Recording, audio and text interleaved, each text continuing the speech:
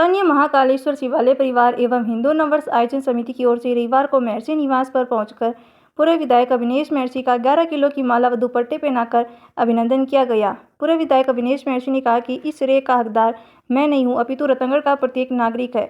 सभी धर्मावलंबियों ने कार्यक्रम को सफल बनाने के लिए दिन रात एक कर दिया। वास्तविक धन्यवाद के पात्र यही लोग हैं। मौसम विभाग की चेतावनी के बावजूद भी बाद में कोई बाधा नहीं आई। हमारे रतनगढ़ पर भगवान शिव की ही असीम कृपा रही और उन्हीं की कृपा से अंतर्राष्ट्रीय कथावाचक प्रदीप मिश्रा के मुखारविंद से शिव महापुराण कथा का रसपान शिव भक्तों को प्राप्त हुआ। यह ऐतिहासिक आयोजन सफलतापूर्वक संपन्न हो गया। शिवालय परिवार के कमल कुमार शर्मा ने बताया कि गत दिनों क्षेत्र में अभूतपूर्व शिव महापुराण कथा संपन्न हुई, जिसमें प्रथम दिवस पर आंधी तूफान से अव्यवस्था हो गई थी। प्रशासन ने कार्यक्रम पर रोक लगाने के आदेश भी कर दिए।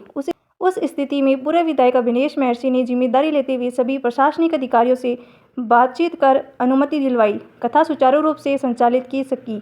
अतः कार्यकर्ताओं द्वारा यह अभिनंदन किया गया। इस अवसर पर जय कुमार शर्मा, जय किशन डामा, विवेक गौड़, गिरधारीलाल स्वामी, विनोद शर्मा, द्वारका प्रसाद शर्मा, मधुसूदन तांबड़ायत, रोहित स्वामी, प्रमोद शर्मा, सुमित स्वामी, किशन शर्मा, मनीष गौड़, मोहित शर्मा, अमित मुदगल, हितेश मुदगल, राजेश पाटी, मुकेश कुमार, दौलत शर्मा, अजीत महर्षि, मधुसूदन दर सहित दर्जनों लोग मौजूद रहे। संवाददाता अरविंद महर्षि की रिपोर्ट। रतनगढ़ में जो शिव पुराण कथा हुई है वो एक बार धूमिल होने के कगार पे थी, कैंसिल हो गई थी एक दिन के बाद, लेकिन हमारे आदरणीय अविनेश जी भाई साहब ने उस कथा को दोबारा चालू करके रतनगढ़ की आन बान शान को बढ़ाया है। हम उनके लिए बहुत बहुत आभारी हैं। धन्यवाद आपका भाई साहब, बहुत बहुत धन्यवाद। जो इतनी सफल महाशिव पुराण कथा हुई है और उसको सफलतापूर्वक संपन्न करवाने में भाई साहब ने जो प्रयास किए और जिनकी वजह से ये कथा इतनी सफलतापूर्वक संपन्न हुई, इसलिए नववर्ष हिंदू आयोजन समिति और महाकालेश्वर शिवालय परिवार ने भाई साहब का सम्मान करने का निर्णय लिया है। श्री शिव की जो महिमा है वो पूरा देश जानता है। रतनगढ़ में अपने आप में ये एक अभूतपूर्व प्रोग्राम था। एक बार को ऐसा लगा कि ये प्रोग्राम जो है वो अपने आप में धूमिल होने वाला है, पर रतनगढ़ धारा की इज्जत का मान रखने वाले आदरणीय श्री अविनेश जी महर्षि ने इस पूरे कार्यक्रम को एक नया रूप दिया। हमारे रतनगढ़ के लिए ये एक वरदान के रूप में साबित हुए और इन्होंने अपने कंधे पर वो भार उठा लिया जिसको कि पूरा रतनगढ़ ये सोच के बैठा था कि ये अब संभव नहीं होगा। ऐसे में आदरणीय श्री अविनेश जी महर्षि बहुत बहुत धन्यवाद के पात्र हैं और मैं समझता हूँ कि इससे बड़ा काम शायद ही रतनगढ़ धारा पर अविनेश जी महर्षि के द्वारा दूसरा कोई किया गया होगा, जो कि शिव महिमा के अनुरूप हमारे लिए बहुत बहुत बहुत बहुत धन्यवाद के पात्र हैं। आदरणीय अविनेश जी, उनका बहुत बहुत धन्यवाद।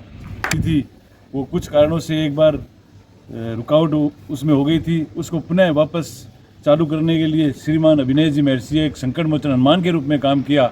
उसके लिए मैं उनका बहुत बहुत आभार प्रकट करता हूँ। धन्यवाद। सर्वप्रथम महाकालेश्वर शिवालय और हिंदू नववर्ष आयोजन समिति के द्वारा आज जो मेरे निवास पर पधार कर जो स्वागत और अभिनंदन किया, इसके लिए मैं आप सब लोगों का हृदय से धन्यवाद देता हूं।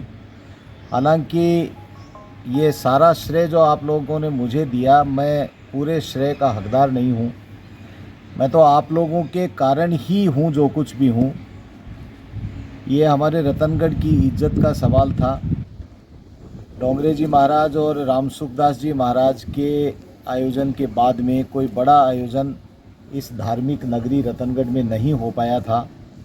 सब लोगों को प्रतीक्षा थी कि भाई जी हनुमान प्रसाद जी पोदार की धरती पर बड़ा आयोजन हो और उसके लिए पंडित प्रदीप मिश्रा जी सीहोर वालों की महाशिव पुराण जो हमारे रतनगढ़ के अंदर होनी प्रस्तावित हुई और दिनेश लाहौटी जी उस कथा को लेकर के आए।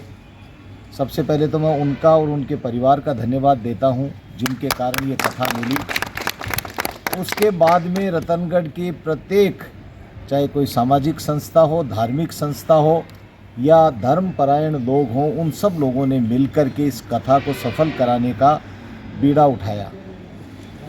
हमारी परीक्षा ली प्रभु ने और भोले बाबा ने कि एक दिन थोड़ी सी आंधी तूफान आई और हमें सजग किया कि आप लोगों को सेवा देने के लिए दिन रात एक करनी पड़ेगी और उस बीड़े को रतनगढ़ के प्रत्येक व्यक्ति ने उस बीड़े को उठाया और सब लोग ऐसे लगे जैसे उनके द्वारा ही ये कथा करवाई जा रही है। ऐसा लग रहा था कि रतनगढ़ का प्रत्येक बच्चा, माता, बहनें, मेरे भाई लोग, पुरुष, सारे लोग मिलकर के ये कथा करवा रहे हैं, ऐसा लग रहा था। प्रशासन की अपनी मजबूरी होती है और जिम्मेदारी भी होती है, और प्रशासन ने जो एक दिन का विराम दिया, मैं पंडित प्रदीप मिश्रा जी का बहुत धन्यवाद देता हूं, जिन्होंने हमारी बात को माना। हमने निवेदन किया, आप सब लोग मेरे साथ थे, आप सब लोगों ने निवेदन किया कि एक दिन का विश्राम दे करके और कथा का हम व्यवस्थाओं को दुरुस्त करा देंगे और कथा को फिर चालू करना है। तो उन्होंने एक दिन का विश्राम दिया।